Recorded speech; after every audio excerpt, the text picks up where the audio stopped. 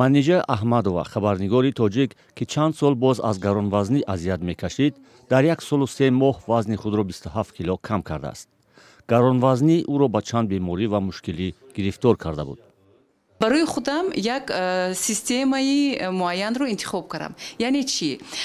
ҳар саҳар машқ кардан дар ҳаҷми 8-10 дақиқа бисёр не, чунки ба дилам назанад. Баъд бегоҳ пас аз хӯроки шом роҳ гаштанд то 10,000-12,000 қадам мондан. ин чиз ҳатмӣ аст.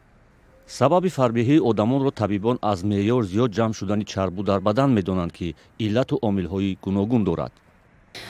ғизои карбогидратҳои тезҳалшаванда, чарбу сафедаҳо, чарбуҳои ҳайвонҳо ва истеъмол намудани фастфудҳо, аз меъёр зиёд истифода бурдани фастфудҳо ба фарбегӣ гирифтор мешаванд.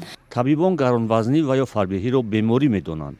ба қавли онҳо фарбеҳӣ омили барангезандаи чанд навъи бемориҳо мебошад.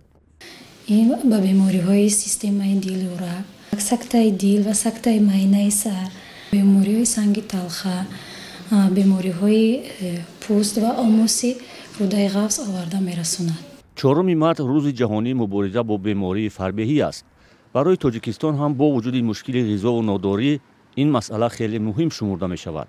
ғаффор муҳсинзода, муовини аввали вазири тандурустии Тоҷикистон, соли гузашта гуфта буд, 17% аҳолии кишвар, тақрибан 2 миллион нафар вазни зиёд дошта, беш аз 13% аз фарбеҳӣ ранҷ мекашанд.